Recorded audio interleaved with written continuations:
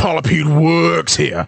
So on TikTok a little while ago, there was a big debate on whether or not Naruto is planetary.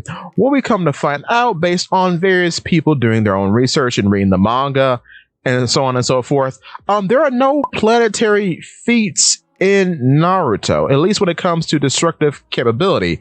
There are no statements and there are no feats, not even for moon level. Now, when you take things to say versus Battle Wiki, I was doing my own research, right?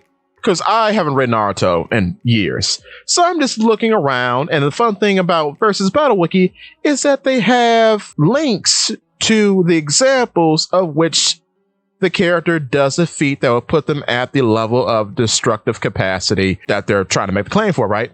So I'm looking at a lot of these links, and they don't really correspond to the feat in question. Like, nothing that you click for almost any character, it seems, makes the statement true. Like, there's no actual manga panel that backs up what they're trying to claim. It's even funnier because, being a One Piece creator, I just looked up Yamato because I have some Yamato videos down the pipe, and I was just curious on where she ranked on versus Battle Wiki. They said she beats Sakura, which I'm like, no, does she beat Sakura? Do you see what Yamato can do? But then they have Sakura Haruno at moon level, and I'm like, how are you getting to this conclusion? And again, it's the same kind of song and dance. They link you to a bunch of these manga panels that's just kind of her fighting these guys from Boruto, but these various antagonists, and they're just fighting in like a forest or a cave, and still I'm not seeing where the moon level or even continental feats are coming from. So I'm a bit perplexed as to how and why Naruto characters are ranked so highly when there are very few tangible feats that you can glean to make cases for them. Also, this is something I never really noticed, but when you're talking about power scaling or whatnot, and mind you, I'm not a power scaler, but it's just kind of odd coming in from a very like feat-based, statements-based point of view. Because one, in terms of scale, Naruto is very bad as a manga when it comes to scaling, because you can't really get a grip on how big anything is because there's no comparison to other things. There are very few tangible statements about how big something is, about how tall something is. So you never really get a good grasp about how big or powerful something is supposed to be. And most of the time, again, Naruto characters fight in a wasteland, a cave, or a forest of some sort. And the trees or foliage or wasteland has no cliff faces or mountains, and the trees aren't that impressively big. So it's kind of hard to grasp how large or how big or how destructive anything is. You kind of get what I mean? The One Piece side of things, when you're talking about Monkey D. Luffy, them putting him at moon level makes sense to me. And I'll tell you why.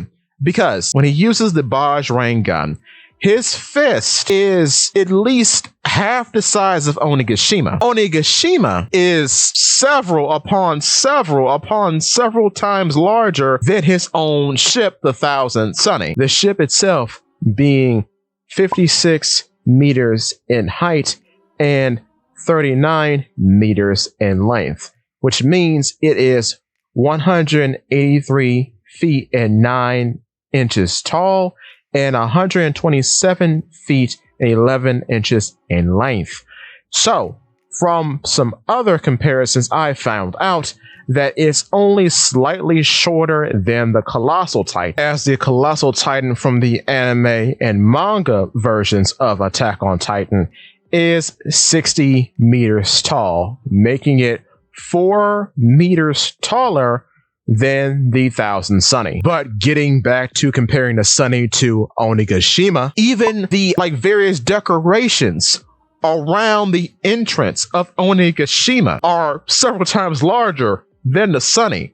A random sword in Onigashima is several times larger than the Sunny. The umbrella and the lanterns on the umbrella in this shot are larger than the Sunny. So for him to threaten to destroy the island in one punch, which is why he keeps telling Momonosuke to move the island out of the way, and Yamato exclaims, oh, he's going to punch through the island. So that's why there's a threat here, which is why this says to me that a moon level feat of destruction is certainly possible for One Piece. And to be honest, One Piece has always been good at this type of showing. They kind of show you the scale of things.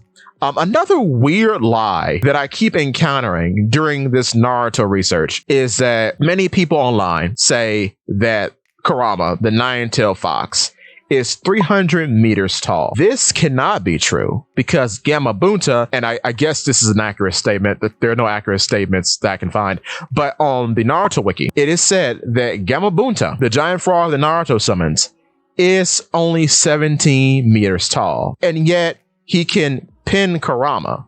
So Kurama cannot be much larger than Gamabunta. I don't know why there's so many inaccuracies in Naruto when it comes to scaling. It's weird. And I'm not really running numbers, and this isn't a power scaling channel, but it's kind of weird when it comes to Naruto, seemingly, especially that people don't really have a lot of good means to base the destructive capabilities of these characters on, because again, the art really doesn't help because there's nothing to compare anything to get a sense of scale, which is why I think a lot of confusion comes in when power scaling these guys, because it shouldn't be that hard. You shouldn't have to go from data book to data book in order to get a rough estimate as to how powerful these guys are. And punching several guys who I don't even know if they have durability feats, because the durability feats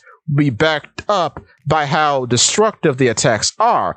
But seeing as how you don't know how destructive any of these attacks are, it kind of invalidates a lot of the durability feats, if that makes sense. So yeah, but if I'm wrong, give me your thoughts. Inform me.